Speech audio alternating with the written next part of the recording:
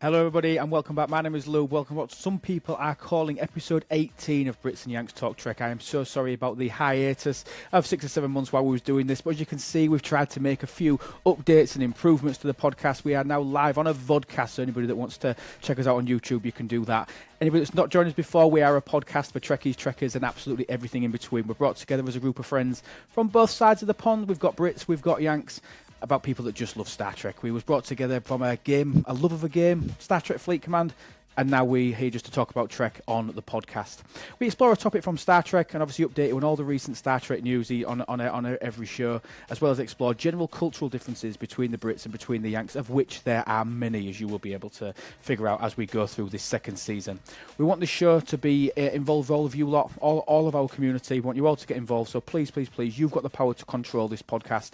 You are able to come on, you are able to suggest topics and ideas and suggestions that you want the panelists to talk about, or just information that you want. We're more than happy to do that. So please join our Discord, leave us comments on the podcast platform, leave us a review if you like us, and obviously if you're on YouTube, remember, please like and subscribe to the video. That would be amazing. Do me a favour. I know I shouldn't ask you for a favour having been off for now 7 months. Please share this with a friend. Share this out with a friend that you know that really loves Star Trek. See if they like it and see if they can get something from it as well, as we try and push to try and make the podcast better and better. You can also go to witsloop.com where we've got fantastic merch. We've got loads of stuff there that in relation to the podcast where you can get access to all of the previous episodes as well from season 1. But as we start season 2, as you can see on the screen, we have got pretty much all of the panelists with us today. We have got Mr. Perfection himself. We've got Silvers. How are you, buddy? I'm surviving. We've got I'm doing great. Oh, fantastic. We have got the Triple Mother herself. We've got Minnie. Freedom and Reason, Minnie. Fantastic background. Absolutely love it. Thank you. How are you? Glad to be back. It is nice to be back, isn't it? It's been far too long, hasn't it? So if we seem a little bit rusty, it's because we haven't done this for 7 months. So I am. We've got the king of the graphic. We've got Candy. How are you, buddy? I'm doing good today. How are y'all doing? How are you doing? How are you? How you doing? All good. And then we've got the professor. We've got Putz. How are you, Putz? I am doing great. It is summertime, and all I have is one class instead of my normal 5. Can't argue with that, can you? So we've got pretty much the entire panel here, a couple of absentees, but you'll find that we're going to be flipping on and off. Obviously, we're going to have special guests as well as we go through season 2. We're going to try and get some people on that people know from the STFC community, and obviously other people as well, which I think will be absolutely amazing. And the first place that we're going to start, let's just dig into it. We've had some really big updates recently in Star Trek. So let's start off with and discuss a couple of little news topics. It's time for the Star Trek news. I do quite like that jingle. I shouldn't like it as much as I could. I know it's short, but I do really like it. So, I mean, the first thing I want to talk about really was Star Trek Strange New Worlds. Obviously, it's gearing up for its highly anticipated Season 3 premiere, which is the 17th of July, for anybody not sure when that's going to happen. It promises high-stakes drama, unsuspected twists, deeper character arcs as well, which I know some people like to dive into things like that. And it's picking right up after the cliffhanger. If you haven't seen the end of Season 2, just switch off for the next couple of seconds. Right after the Gorn attack cliffhanger that really left people on the edge. We're expecting to see more of Kirk, Spock, and some surprise guests in there as well, which I think will be really good. And it really has got the Star Trek fandom buzzing as well. Are we all excited for Star Trek Strange New Worlds? Silvers, what's your take? Are you enjoying Strange New Worlds? Are you looking forward to the Season 3 premiere on the 17th of July? As I said on a previous podcast, Stranger Worlds has been my favorite show in the Star Trek universe. So very much excited, yes. Is that because it feels like a bit of a throwback to TNG, TOS type series where it's less whole storyline and more sort of independent and episodic? Somewhat. I do like how it's a little bit episodic. I just feel like the environment on the ship and the interactions with the crew is just fun, you know. I was not a fan of TOS, and TNG just felt almost stuck up and strict and had a requirement for everything had to be perfect and follow procedure this way and that way. And at Stranger Worlds just feels fun and it flows and all of those good things. I think the acting in it's really, really good as well. I just think the way that they've picked the characters, I just think everything about it is absolutely superb. Candy, excited for Season 3? Oh yeah, I mean, like so was kind of getting to like Strange New Worlds has been like almost like a breath of fresh air in my opinion for Star Trek, where like I missed I like Discovery seemed to kind of suffer from it, where it was more arc driven based versus being episodic. And that's one thing that I really liked about the Next Generation, where it's very episodic, but also in certain sections of the series had a kind of a sub arc that would kind of go while being episodic. And Strange New Worlds to me seems to kind of capture that again, where each episode is self-contained if you're coming into it with fresh eyes, but on the grander scale, like there is that lower, more main story arc that we're still able to take advantage of. Totally agree. Puts, what are your thoughts, buddy? Strange New Worlds, season 3. Okay, so for me, I am looking forward to Strange New Worlds as a palate cleanser. I have had the bad taste in my mouth for what, 4 or 5 months now, uh, since the S-31 movie came out. I really need good Star Trek, and that's what I'm looking forward to. I know what you're saying, and I'm going to come on to that very, very shortly in a second. Minnie, Strange New Worlds, yay or nay? I'm Happy? I am so looking forward to it. I binge watched all of Discovery and then went on to Strange New Worlds. And the respect I found for the crew, which wasn't quite there in Discovery, is just amazing. Absolutely amazing. So I am so looking forward to it. Yeah, absolutely buzzing about it. And we also had confirmation as well while we're going on with news that season 5 will be the final season. What are our thoughts, though? Only a part season, though. Uh, Season what- 5. What are our thoughts though on like because seasons? You think you go back to barring the TOS, we then went through a period of TNG, DS9, Voyager of being 7 seasons. Do you know what I mean? 7 seasons of 26 episodes per season. Do you know what I mean? It was heavy, and obviously the more recent Trek seems to have been. Do we think this is down to the new ways that audiences consume content, or? But why do we think we're stopping at season 5 and we're having 6, 8, 10 episode seasons? I mean. What do you think, Silvers? Why do you think that this is becoming a thing where things are getting shorter and rather than longer? Well, I've got a couple of different answers. The first is that there's just so much in production these days, movies and TV shows, and it's impossible for someone to watch a ton of different shows that are 7 seasons long and have 26 episodes per season. It's kind of nice from a viewer perspective to say, okay, this show is really good. It's only got 4 seasons, 10 episodes each, so I can blow through it in a long weekend or whatever. So it kind of helps from a completionist standpoint.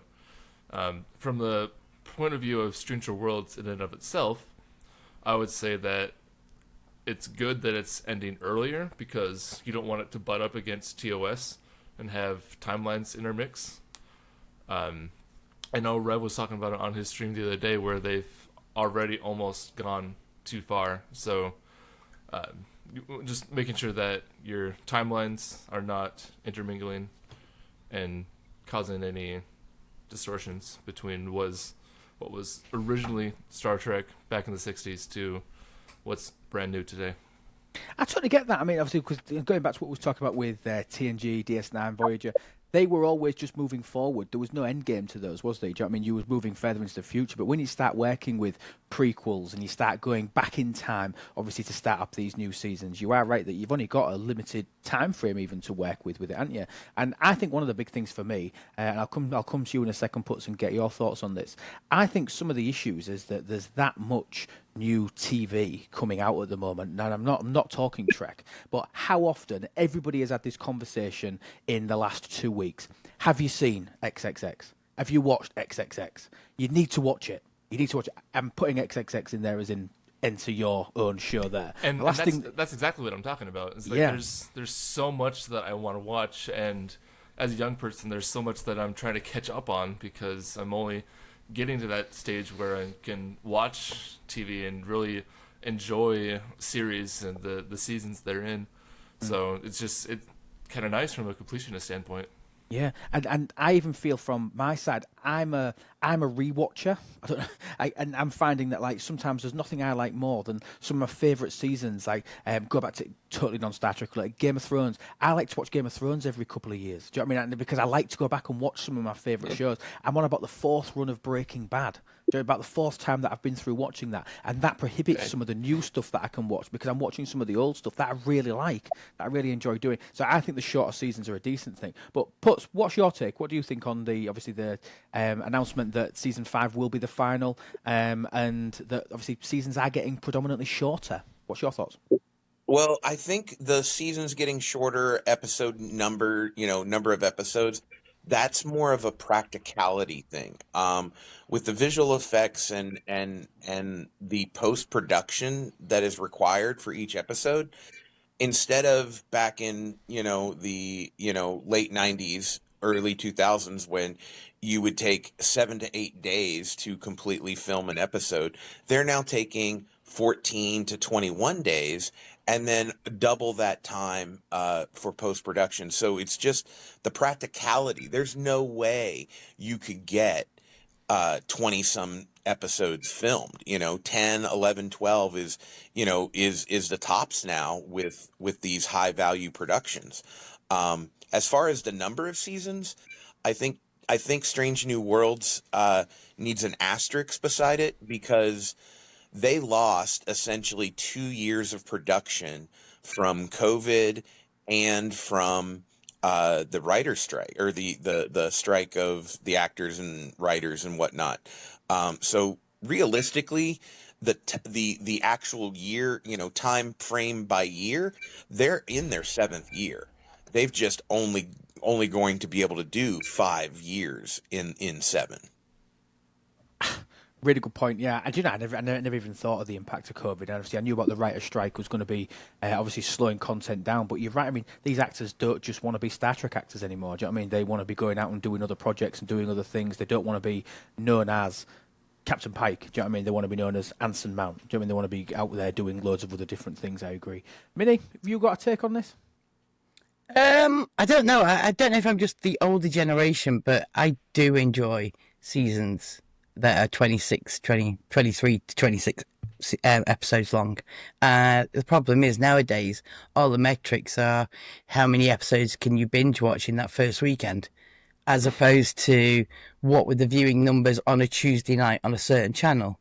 So, because all the metrics have changed, Putz is right. I think everyone was right with what they said, but also the measuring tactic. I've watched some fantastic programs that have ended up just being one season because the metrics didn't add up. Yeah, and that's a shame. And that's streaming, isn't it? Do you know what I mean? It's the culture of streaming. Things aren't on telly anymore. When was the last time a Star Trek episode was released on TV? Do you know what I mean? It just isn't. It's all about a streaming service. Candy, what do you think? Yeah, I think Discovery was actually the last series to actually be broadcasted on television before they went to CBS or before Paramount took over it on CBS Access here in the States. I was going to say that might be a US thing, because I don't think. Yeah. Correct me if I'm wrong, Minnie. I don't think Discovery was ever on terrestrial TV here. We had it on Netflix. Not in the UK and not in the United States. They were all on Paramount, but in other parts of the world, like Australia and New Zealand and other English speaking areas, Discovery was actually on broadcast TV. Candy disagrees. Yeah. Go on, Candy. Well, no, like Putz kind of came back to it there at the end, like where when like Discovery's first episode was broadcast on television here in the U.S., and that's when like CBS Paramount were launching their streaming service at that exact same point. So they're like getting everybody's kind of wetting their mouth for like what was to come with the next era of Star Trek, and then making that push to move everybody over to streaming services if they want to continue getting this kind of quality of Star Trek at the time. No, that makes perfect sense. And obviously, just go on, Minnie. So we had it on Netflix for the first 2 years of Discovery, because we didn't have Paramount Plus over here at the time, and then it was just cut, and there was an outcry in the UK and the EU. It was just cut because Paramount hasn't quite released got their release date set for over here in the UK. So we were about a year without Discovery, full stop. Oh, I'm flashing. Flashing. Hey, Flashing. what flashing? We're trying to keep it PG 13. What have any flashing on the podcast? Yeah, But, absolutely. And so I think we've got a couple of mixed different reviews there on what we think. I mean, all of us, I don't think anybody has had a bad word to say about Strange New Worlds, which I think that's one of the things why I'm disappointed it's ending at season 5 as a fan, because I just want to see more and more and more of it. But then it's about what comes next, which I think leads into my next point. Obviously, we're getting to the point now where I feel like we're at a little bit of a crossroads as a franchise, because obviously the Section 31 movie didn't go down well. I think I think I can comfortably say that it didn't go down well. I saw a lot of people talking more negatives than positives about that. This is wrapping up. Obviously, we've still got the Starfleet Academy series, which is still in development. But then I'm wondering what's next for films and what's next for other things. Do you know what I mean? What's going to be next in Star Trek? I mean, have we got any ideas? Has anybody seen anything that's going to be coming out? What do we think, Minnie? They're talking about reuniting Voyager crew. Oh, I've now just totally disappeared. Here I am. Yeah, they're talking about reuniting the Voyager crew for something. They've got a couple of episodes written. So that potentially could come but again, to coming down to fruition. episodes, that's not long-term Trek, is it? You think for the last few years we've had Discovery, we've had Strange New Worlds, a series, we've had the Section 31 movie that, to be honest, I was really looking forward to, and then sort of dropped down to earth with a bang with it. I was disappointed with it, but Lower Decks finished. Yep. Section 31 was supposed to be a series. It was changed to a movie because of scheduling conflicts with the. And it came out at the wrong time. Actresses. Yeah, if it came out whilst Discovery was still on season 3, then it would have been a phenomenal spin-off. But it it had so much promise, because everybody loves Section 31, everybody loves the cloak and dagger element, the secrecy, the spy. Everybody loves a spy movie, right? And Star Trek's equivalent of a spy movie is Section 31, isn't it? I mean, that's what we love to see. But I'm just really interested to see that, obviously, where this goes next with all this stuff sort of starting to come to an end. Anything anybody else wants to add on what we think might be coming up for series, franchises? Are we looking forward to the Starfleet Academy series? I'm really looking forward to that. I think that'll be great. What do you think, Putz? I am really looking forward to Starfleet Academy. I am loving that they are expanding on Tilly's character. I think that I don't know how to say this, but I'm going to try. She is a really good representation of what real people look like, and not. She's a fuller figure lady. That's what you're trying to say. Yeah. Yeah. She looks real. She looks relatable. Yeah. She doesn't look plastic, and that is what I love. No, absolutely true. I think I actually had an argument with a costume company when I ordered my Discovery top, because they came back to me and said, "Oh, we took all our sizes from the cast of Discovery, who of course are all very, very thin." To which my reply was, "Excuse me, I think you forgot about Tilly." Because you're right, fuller figure representation. You know, I like it. Yeah, and we're not calling her a whopper by the way. She's a normal. Normal size, normal. Yeah, you know. No, I agree. I totally agree. That's it for the news section. Obviously, a little quick wrap up there, quick update on what's going on. Obviously, I'm excited that as this starts to launch, we can do episodes on maybe deep dives of actual episodes, what we thought of the series as it goes along. We're going to try really, really hard not to throw any spoilers in there as well, so don't let that put you off future episodes. We're not going to be about that. But yeah, that's where we go with that. So moving on, let's talk about our next section. Let's talk about the cultural differences between the US, between the UK. I think it's about time for Freedom and Reason.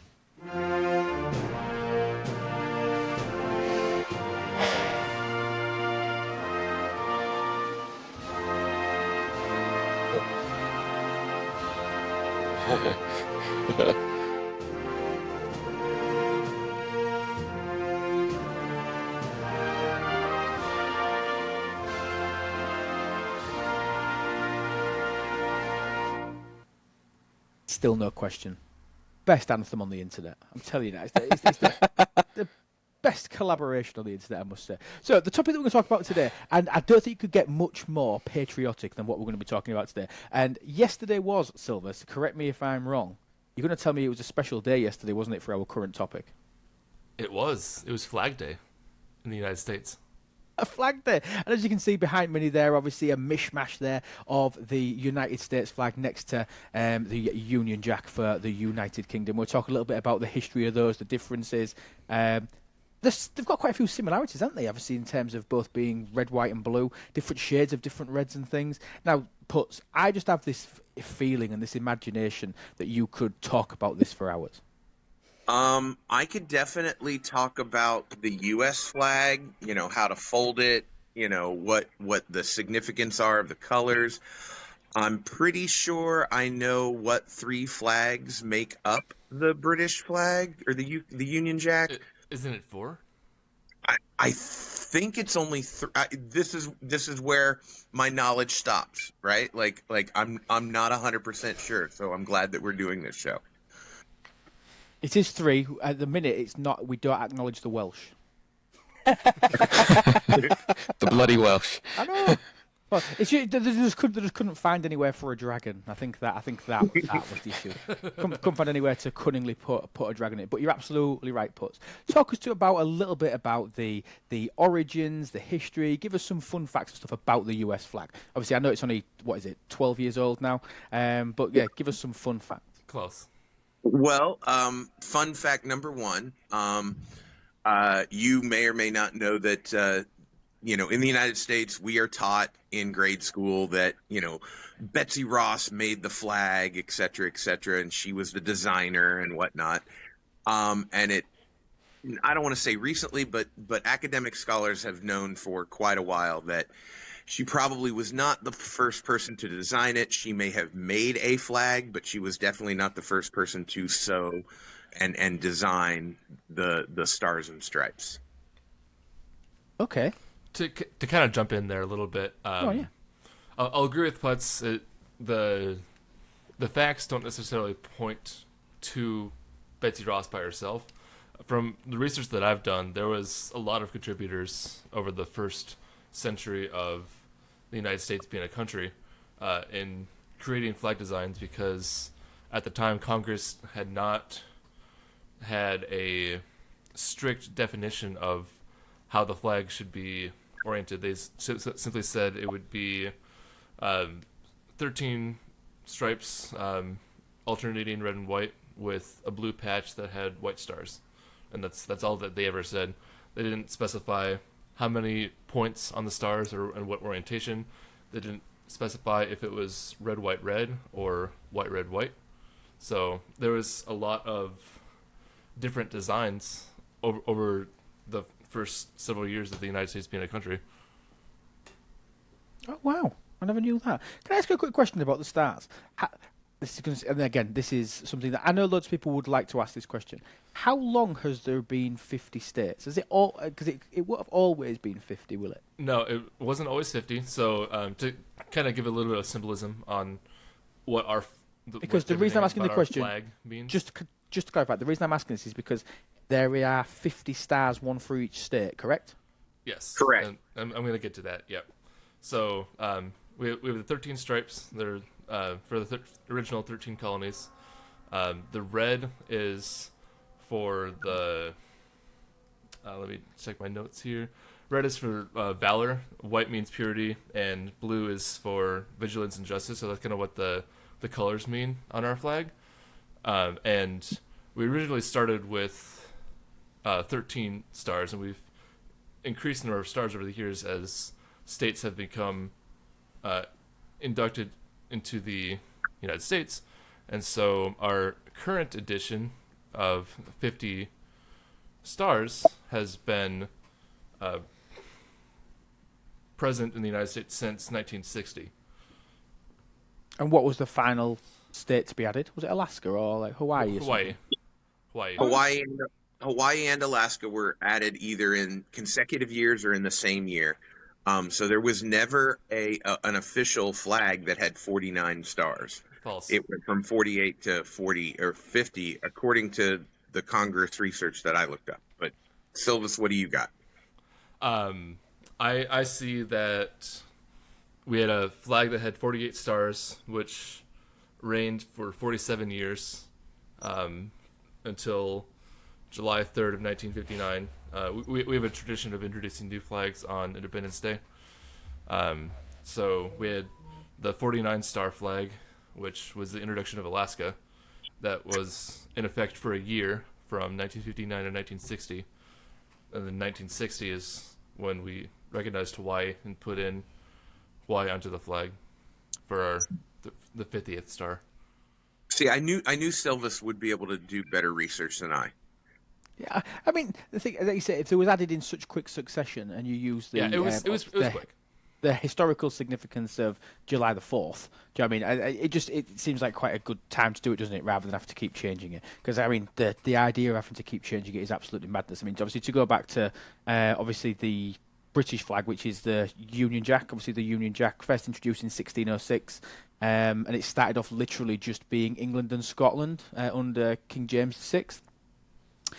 So it literally involved a cooperation of the St George's Cross and the St Andrew's Cross. So George's Cross was that way, St Andrew's Cross was obviously on a diagonal, and then they made up the Union Jack. And then it was a little bit later where the the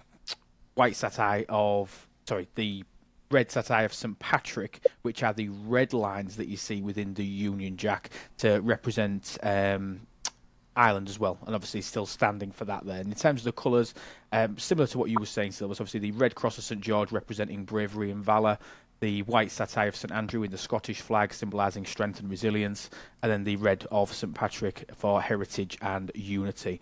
Obviously the idea being that we was separate countries, all part of the same United Kingdom, so they was intertwined and intercrossed rather than... Because, I mean, you could have had it, couldn't you, where you just literally had three independent sections like you see on some flags, but the whole point was to show unity and to have them all mishmashed and all gangled together to make one specific flag, obviously to help get that in there. And obviously the British flag, the Union Jack, appears on several other countries as well that form part of our Commonwealth. So there's countries such as Australia, New Zealand, Fiji, and there's some other Commonwealth countries as well that have the Union Jack featuring provenant within their flags, generally in like a corner. Obviously if you look at the Australian flag, for example, you can see obviously it's got like a square in the corner just to represent its heritage. And obviously it means a hell of a lot, really. But the big controversy, which I think is obviously something to talk about, is the lack of Welsh representation within that. Obviously, because the United Kingdom is made up of Northern Ireland, England, Scotland, and Wales. But the fact that the Union Jack has no involvement to having the Welsh in there, I think it's quite a bad thing. Minnie? I think what's quite interesting, as we just discussed, Hawaii, and as you've rightly said, we throw the Union Jack on any country. We like, just put that on there. Hawaii actually also has the Union Jack on its flag. So, On the state flag, yes, it does. Yep. Just do we know the reason behind that? I never knew that.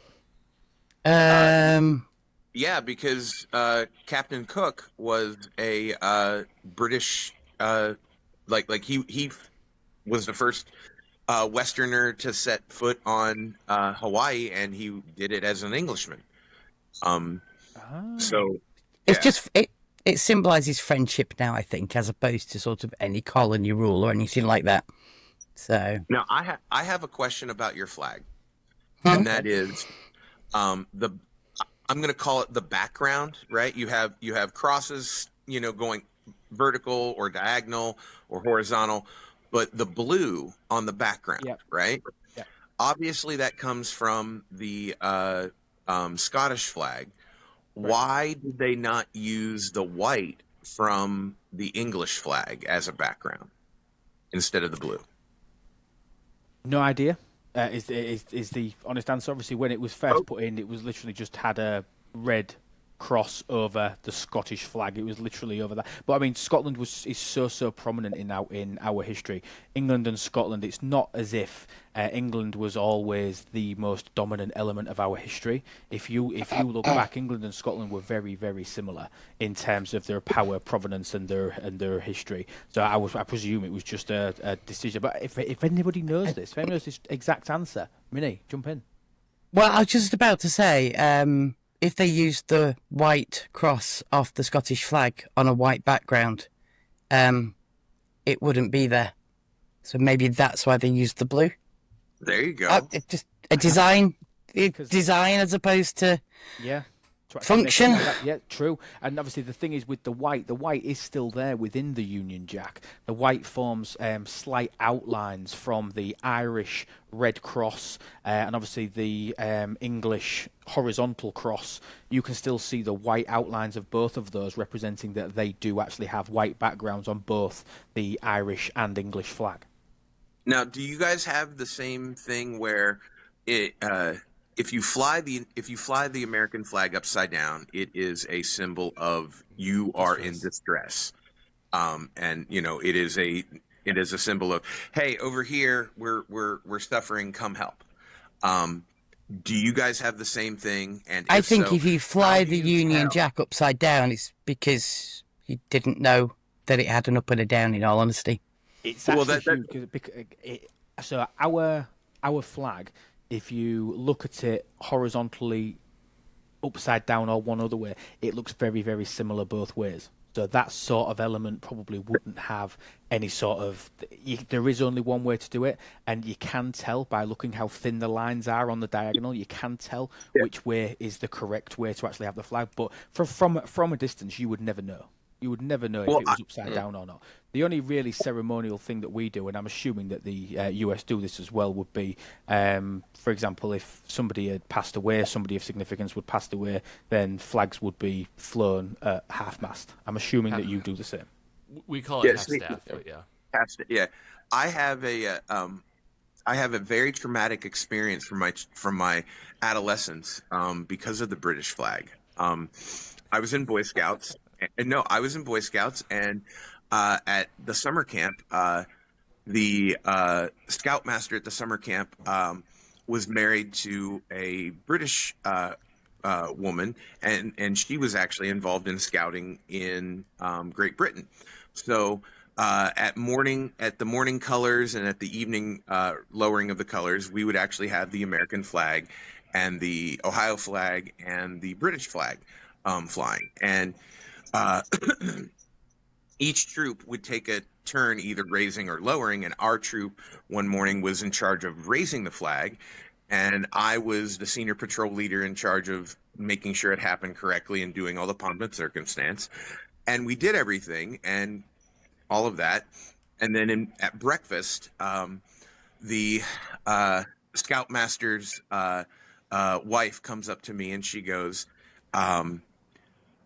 is there something wrong? And I'm like, do you not, she started berating me like left and right. And I'm like, I have no idea what's going on. And she marched me out and she pointed to the flag and she's like, how disrespectful.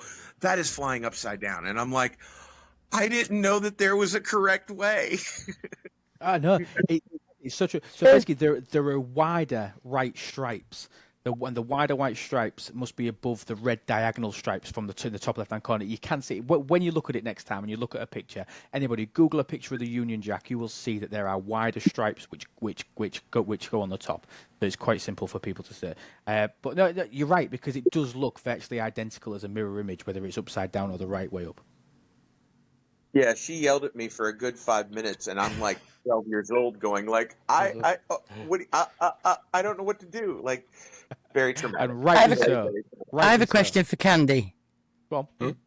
Why did you have to change the name of a flagpole to Flagstaff? I mean, what was wrong with flagpole? I've never used it as any other term other than a flagpole. You're more British than you think. What would you say? Silver said it was half staff rather than half mast. What would you say if a flag was flying halfway? I mean, I use both terms interchangeably. I mean, most time when we watch like a TV broadcast, they'll usually say you'll hear that as well, where it's either half mast or God, now my train of thought's starting to run away from me So they use both. unexpectedly. My I think experience mast- from scouting, my experience has always Yeah. been half staff. It was half staff in scouting, and here's why. because scouting was invented by Lord Baden-Powell in the UK, and he was a Army guy, not a Navy guy. A Navy guy would say mast, an Army guy would say staff. Yeah. So obviously the tradition behind having these in there, behind having, because every ship has a sovereign. Obviously the sovereign being the flag. If an actual, if a ship's flag is called a sovereign as opposed to a Union Jack or anything like that, it's its own individual one, and obviously they fly to denote which nation that they're from, etc., etc. And the term half-mast comes from because it was obviously up the mast for obviously from being on a ship. We have other traditions as well, a couple of other little ones. So you cannot fly the Union Jack in darkness. So it must be put up in at sunrise. It must come down at sunset, unless you're in a very well lit area.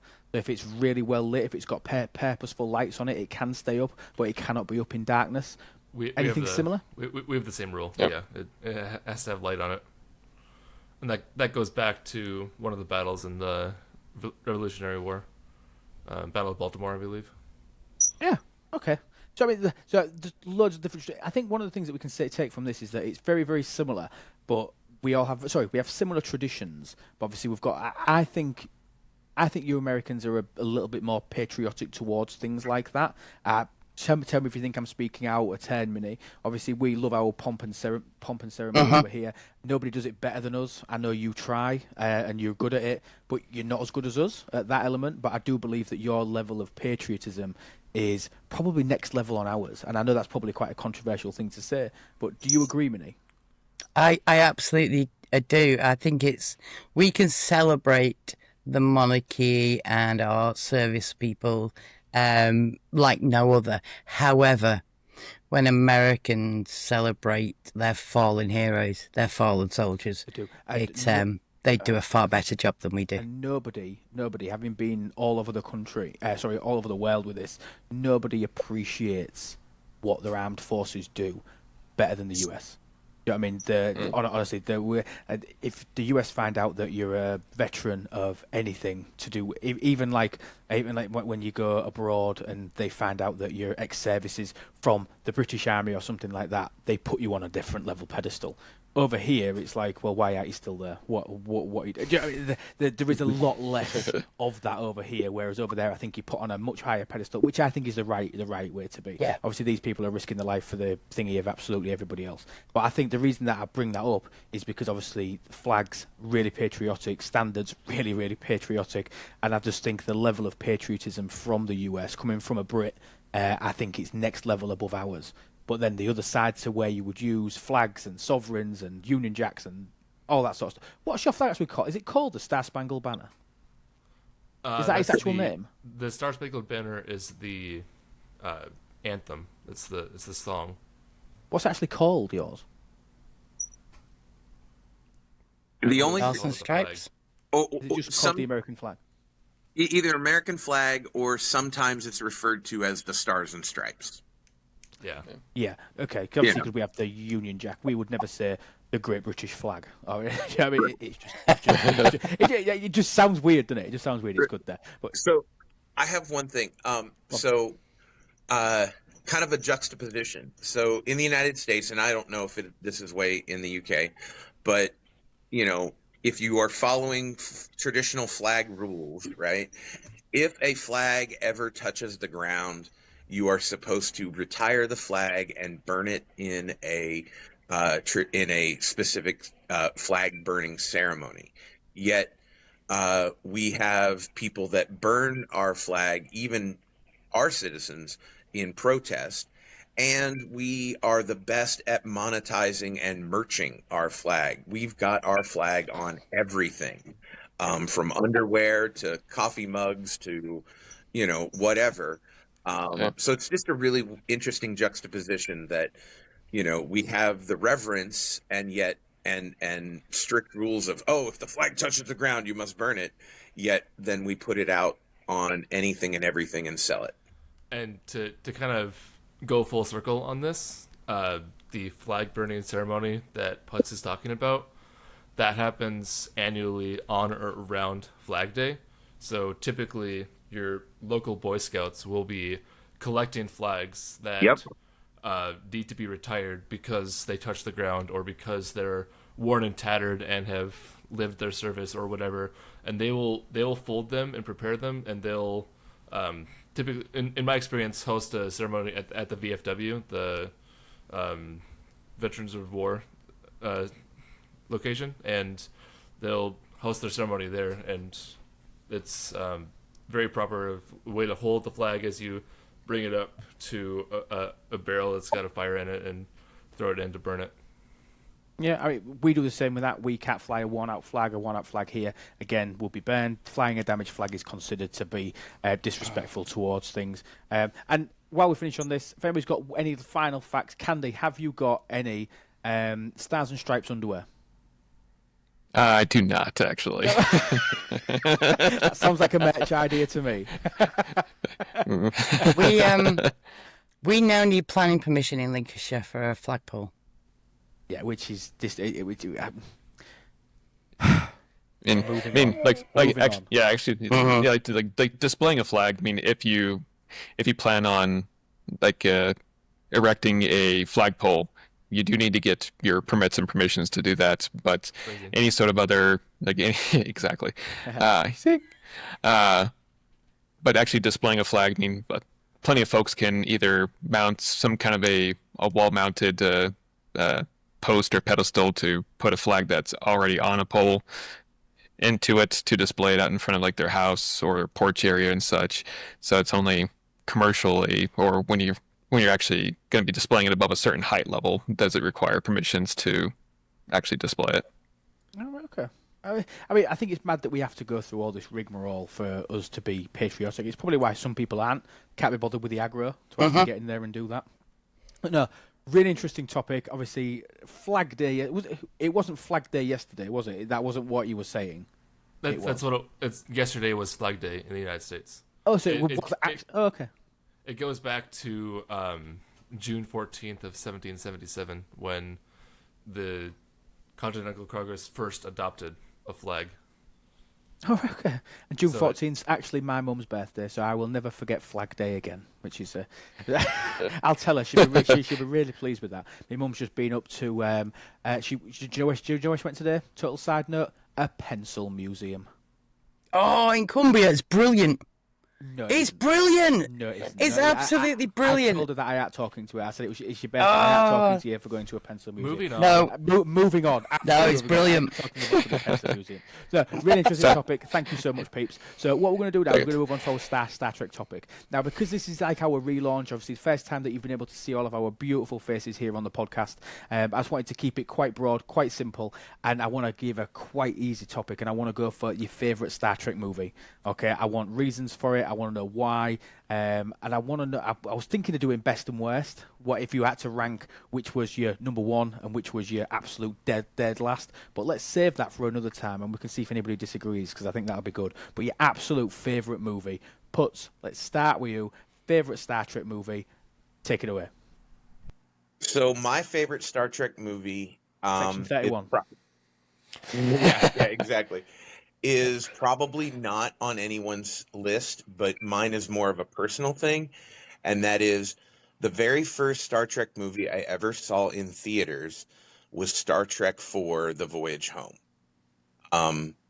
And it stuck with me really, really.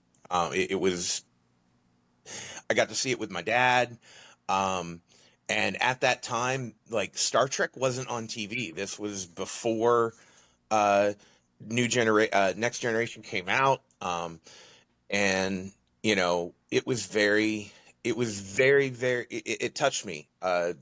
It stuck with me. I would say after that, it would probably be Wrath of Khan, just because of Ricardo Montalban. But, yeah, for me, it was The Voyage Home.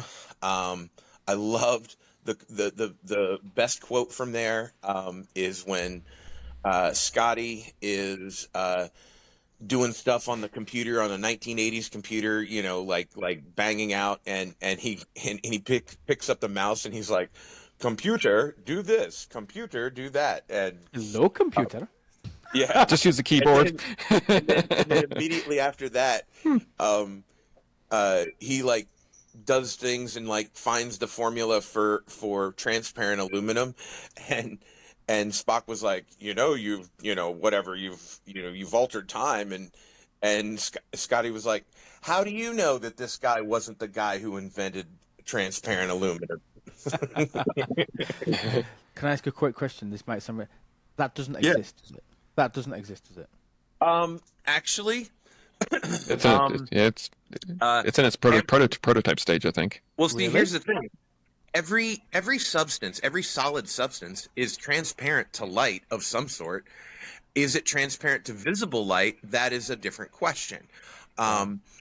So yeah, it's possible. I would not put it past an ingenuitive chemist to alter the crystalline structure of aluminum to make it to where visible light can pass through. So it is definitely possible. Well, I expected you just to laugh at me there. Lou understands everything that you just said.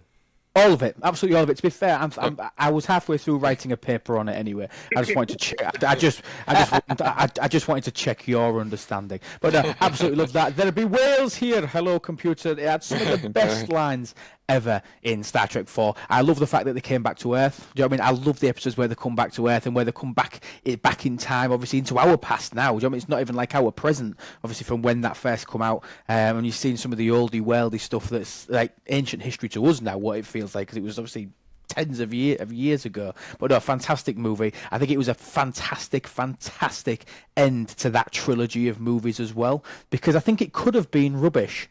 I think it could have been rubbish because it didn't have many of the glorious space battles, but it had some really good character development. I think it had comedy in there. I think it had some funny moments. I just think it was a really, really good blend of a really good movie. You could watch that as an independent movie. You don't need to watch it along with all of the others, even though it is the end of a trilogy. You could watch that as its own independent movie, and I think still get a bit of a kick out of it, even if you weren't a Star Trek fan. So no, absolutely love that cracking episode. Silvers. It's the fourth movie. It's not a trilogy. Trilogy indicates 3. No, it's the third of a trilogy. Wrath of Khan, Search for Spock, Voyage Home. It's a trilogy of movies. Disagree. Fight, Yeah. Candy's finding it really difficult to disagree with Silvers. No, I'm finding it kind of hard to agree with you. Actually, and Lou, I'm like, Lou Mike- That's why Candy's my favorite. Mike, four? no, What? I'm on Number the four. side. It says Hey, Star I Trek 4 right in the title. Okay. Now, like thinking, like, okay, I can understand now your premise because the motion picture wasn't called Star Trek 1, but also like a lot of folks can also interpret the motion picture as being a test run, like utter garbage in some instances, and like Star Trek 2, The Wrath of Khan, was actually like the first actual footing of the TOS So you're series agreeing where with Lube. That's what I'm hearing. Do you know, I think I can agree that Star Trek 2 and Star Trek 3 are related because hello computer, hello computer. They Same both actors. related to what's happening with Same the genre. Genesis device and the Genesis planet. But Star Trek 4 doesn't have that. It's not related. it does. It's Four is them coming home. It's it is technically the end of that full story arc. If you It want is to the- look at it from the studio perspective, they signed up to do one movie, and that was the motion picture. And then the next contract that the actors and Gene Roddenberry and whatnot signed was a 3-picture deal, and it was supposed to be a overall 3-movie story arc. And so I would agree that The Voyage Home is the third in a trilogy of Star Trek movies that just happens to be the second, third, and fourth movie of Star Trek. So, on the notes there, we'll move over to you, Candy, but it's a trilogy. Over to you, Candy. What's your favourite movie? I mean, my favorite movie as well would be Star Trek 4, The Voyage Home. It was it's aside from everything that Putch just mentioned, because that's also kind of one of my favorite parts of the movie as well, when he kind of coerces the guy into producing transparent aluminum for them. But it was a Star Trek where it was like the first Star Trek where if you didn't know about Star Trek, you could still enjoy it. There was plenty of practical real day elements in it where the non sci-fi person out there they would have little chance of getting confused until the very beginning or the very end. Everything in the middle was more or less understandable for the average person at the time. Do you know, it was marginally before my time as well. But was this also around the time of where there was the massive thing about saving the whales, about trying to get rid of whaling? It was because obviously that formed part of the story, didn't it? That obviously that whales were being hunted to the point of almost extinction. So was that sort of bleeding into, do you think, that movie, bleeding into that real life, current, today issue? Do you think that was part of the movie and part of the thinking, Minnie? No, Lou, they're from the future, so they knew what was going to happen to the whales, and when they came back in time, they thought, ha, whilst we are here, computer, save the whales! You see? That's what they did. But when they were back there, they did mention that, didn't they? Candy, I'm not wrong there. I'm not going mad, am I? No, I mean, like Spock does mention it when they actually get back to, like, after they locate the whales. Like Spock kind of gives a brief kind of historical lesson. Actually, it's before they head back that he kind of notates that whales during this time had been hunted to the brink of extinction, and if we want to have the best chance of trying to find whales, that we need to go back to this kind of time period to maximize our chances of getting a hold of some. Absolutely. So a second vote there for Star Trek 4. So far the panelists are saying Star Trek 4. Minnie, have you got something different for us? I have my favourite Star Trek movie, and again, it's from childhood. It's that memory that you get, that feeling of really enjoying a Star Trek movie, and it was Insurrection. And for me, at the time, it was seeing Data, who obviously was portrayed as going rogue at the beginning, watching them come in after being told, no, don't come anywhere near, or we'll sort it. He's an android, we'll just kill him. And they're like, no, we're going to save Data. And then coming into this settlement where you begin to see such a beautiful side of Picard, which I think he was quite offish in the TV series. And then he found love and romance, and, he relaxed a little bit. I know sorry, go on. No, but do you think we needed that? Do you think we needed to see that side of him for his well, it's not with development, is it? Because it's at the end. I think we needed to see it for them all, because obviously we also had Troy and Riker as well. So I think you just needed that. It was almost like an ending as to where they may go. It was so nice just seeing him being human as opposed to a captain, in charge of his crew. He was just a. I know we've seen it in a couple of episodes, and I know the one with the flute everyone absolutely adores. And this, for me, was like the movie version of that. What was your favourite part of the movie? When they get Data to sing.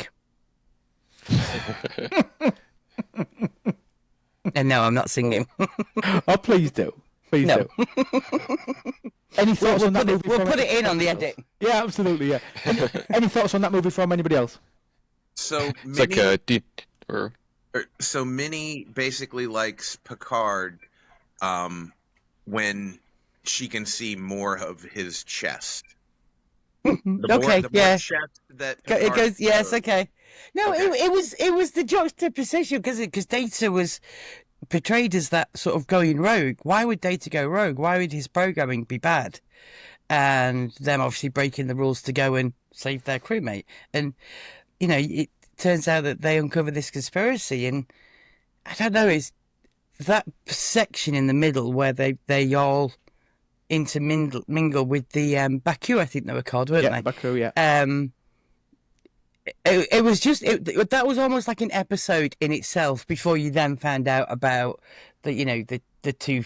Am I spoilers here? Is this spoilers? Sorry. I definitely have a spoiler for a the 25 same year old race film, becoming two different races, and fighting over the regeneration properties and the face stretching and killing the Commodore. I feel that Doherty. the part like Admiral Doherty out. Doherty. I quite like that. I quite like the way he ended it. But I think I shouldn't like that. But there's certain things that I like that you all know by now. I like those little things. I feel like that the Baku storyline behind them, and then the sonar, which obviously was the race with the face stretching and all that sort of thing. I think there was more that could have been done with that story. Absolutely. Rather than it just being one movie. I think that'd have been good. But obviously, by this point, we're past the point of the series being done, and we can't go back and do it. No, I do. I think it's a good story. But I don't ever think that Insurrection would ever come into being many people's top threes. And I do find that with you do seem to pick the episodes that have got a lot more meaning to them, whereas when you hear my answer, I'm just going pure action. Do you know what I mean? Because I'm a boy. Yeah. Do you know what I mean? And that's what happens. I just want people to shoot things. Do you know what I mean? I want people to shoot things. I want things to blow up, and that's what I enjoy. Whereas you're looking into it more from the deeper side of it, and I can't disagree with anything that you've said. I really, really can't. Puts, over to you. Anything on Insurrection? No, that's the only thing I was commenting on was that Minnie, likes Picard with a little bit more chest showing. You know, can I say? Younger, a little bit Busted. younger, yeah. a bit tighter skin. I don't And have any wrinkles to get out at the moment. Oh, Have look you at noticed how your breasts have begun to firm up?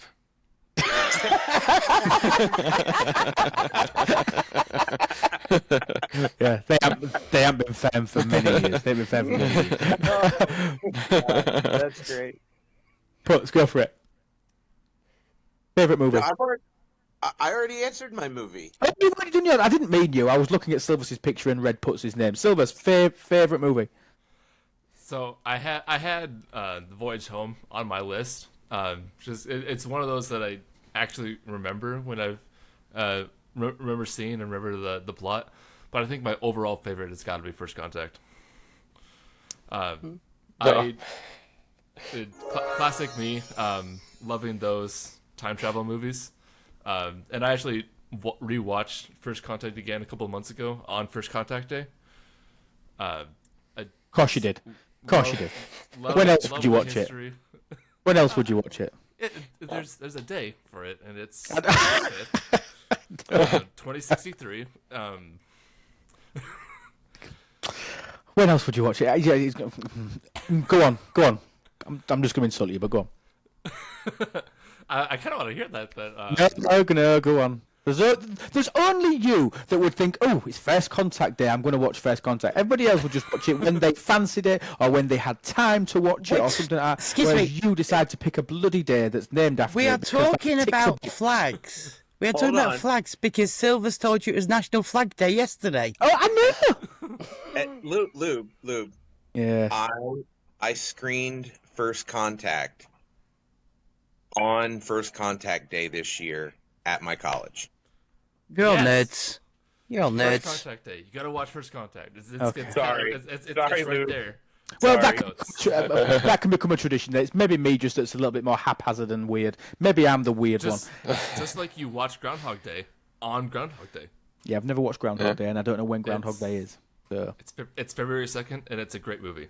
yeah, I don't know what Groundhog Day is. But it I doesn't think we sound need very to have Star that Trek. as a next. Yeah, we need to have that It's as the next not a Star Trek thing. topic. No. What is Groundhog It's- Day and it's why do you have about it? Watching movies on the day. But yeah, First Contact is a movie where the Enterprise E crew is going back in time to stop the Borg from stopping the first warp launch from Zephyrin Cochrane's historic launch from Bozeman, Montana, when he flies out to Jupiter on his Warp 1 rocket. Called. I don't remember that one. Phoenix. The Phoenix. Yes. The bitty bitty. I was like, Well done, Candy. You can have Silver's chime. Well done, dude. But no, I'm in agreement with you. I think we can do this bit together. I am one. I know people that hate time travel episodes. They hate time travel at all within Star Trek. They think it just doesn't make any sense at all. I love the time travel element. I think it's one of the biggest parts of sci-fi, and there's some of my favourite times for them to do it, where they're going backwards and forwards and making stuff work. I love the ones where like they're going in temporal loops, like the ones where they're reliving the same moment over and over again. I love that episode. I like the parallels where Worf's jumping backwards and forwards in between. I enjoy time travel episodes, and who cannot say that Time's Arrow isn't one of the best episodes of Star Trek ever? Time's Arrow, where they go back and with the snake people on the wand that's killing all the people in Star Trek. One of the best episodes ever, where Data's head's found in the cave. It is one of the best Star Trek episodes ever, and I think time travel really has a place. But I just love First Contact. I just absolutely love First Contact, mainly because it has the Borg in it. Mainly because I like the Borg. I think the Borg are overused now in everything. Every time you think something's going to go wrong, they throw the Borg in. But in '96, the Borg Borg cube! was... Nice, Minnie. Nice, I like that. And that wasn't even a post edit. That was live. She did it live. But for me, it's not my favorite because it's the Borg. It's my favorite because, as I've talked about in the past, I love history and I love seeing how things were made. So seeing the first Warp 1 rocket and seeing how that started this whole evolution of we're exploring the stars and we can travel faster than light and we can meet other civilizations and other species like the Vulcans that we see in First Contact. That's what I love about it. That's one of the reasons why I love Enterprise, is because it's those The first beginnings. steps. Yeah. It's the beginnings. It's seeing how technology advances. And not being funny, the whole premise of Star Trek is the ability to go out and explore strange new worlds. Go out and be able to explore things. That's not possible without warp. Do you know what I mean? It's just not possible. Yes. So the fact that you're going back to that origin story of what makes basically every single other piece of Star Trek even remotely possible, nothing happens without that launch. Do you know what I mean? Yeah, it might have been found out later and later, but in the Star Trek canon, nothing happens without that. That is the foundation story of Star Trek, in my opinion, and I love that. And I think it's important that they gave it a date, April 5th, 2063. You know, we have the September 8th for when the first episode aired of the original series, and that's kind of like a holiday in today's world. Oh, this is when the show aired, but First Contact Day is kind of our only Star Trek holiday. Yeah, in essence, because it's a holiday Picard derived from the Star Trek universe itself. I like Captain other- Picard Day. The other thing is, I think though that I think why Silvus really likes it deep down is that he did the math, and he's like, I thought you were going to say because it had something to do with the aviation and flying. no, Flying on no. the screen. He said, I'm still going to be probably working when that have challenge accepted. Putz is right. I'll be alive in 2063. I've thought about like calling ahead and getting a hotel in Bozeman for April 5th, 2063. These Putz is absolutely right. I've had these thoughts. Nerd. But even beyond that, I think for Silvus, and if I put myself in Silvus's shoes, I would look at it and be like, man, well, 2063 challenge accepted. Let's do this before. Like, let's get it done before that. You know, like I don't know. Not that, because Warp You just Challenge want to is break the timeline. I'd be physics-wise. 84, and I'd be 84. By that point, I'm out. I'll be done by But then. I'll be in a hole. I have thought about celebrating the holiday on the official day in the place. I tell you what, let's Now, organise now, an whether or not- STFC meetup on First Contact Day, April 4th, 2063. Let's organise to go to a Star Trek con. If you show up on April 4th, you're on the wrong day. Oh, Hey. that's when they go back to. That's when. No. We have to meet up then, ready for the 5th. Because Well Stewie's saved, not well here, saved. I am the eldest, and I will tell you, if I'm still alive in 2063, I will go wherever you want me to go. I'm sure we could do that. No, awesome. I think we had the same opinions. I love all of them. Obviously, you had 3 different movies. They're funny that between 5 of us, we only picked 3 movies. I mean, 2 of us picked 2 of the same movies. Obviously, Minnie was the odd one out, which obviously we expected. That's pretty standard now, isn't it, Minnie? Pretty good too. But no, thank you. I hope you've loved the new format. I hope you've enjoyed the fact that you're now able to see us, obviously, as we're talking. Please share this out with all of your friends, all your family that like Star Trek. That would be amazing. Hit that like and subscribe button if you are on YouTube. If you are on the podcast platforms, we are on all major podcast platforms. We're on Apple. If you are on there, leave us a 6 out of 5 star review. That would be amazing. Just gives us a little shot in the arm, obviously, to keep going on this. It's nice to read all of your nice comments on there. Feel free to join our Discord. Link to that will be in the chat of the podcast and obviously in the description of the YouTube video as well, so that you can come and have a chat with us, suggest topics. We've got a specific Brits and Yanks channel for you to go in there and to leave some feedback. Obviously, if you're interested in Star Trek games, you can be more than welcome to come and game with us. We play Star Trek Fleet Command on both Twitch and YouTube. Myself, Minnie and Candy, we all stream it. Puts is a regular, Silvers is a regular across all of those different channels as well, so you're always able to come and talk to the panelists where you can do that. Like I mentioned at the beginning, if you want to grab yourself some merch, we have t-shirts with that fantastic design that you see there on Minnie's screen.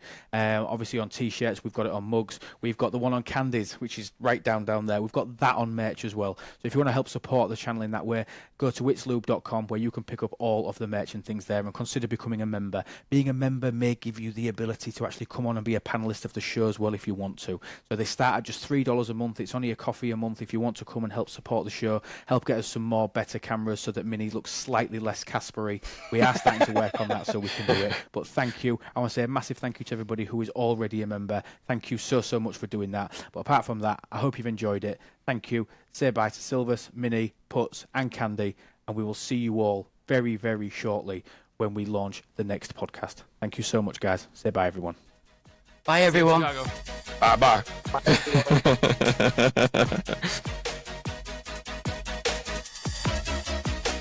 Bye-bye. Bye, Dara.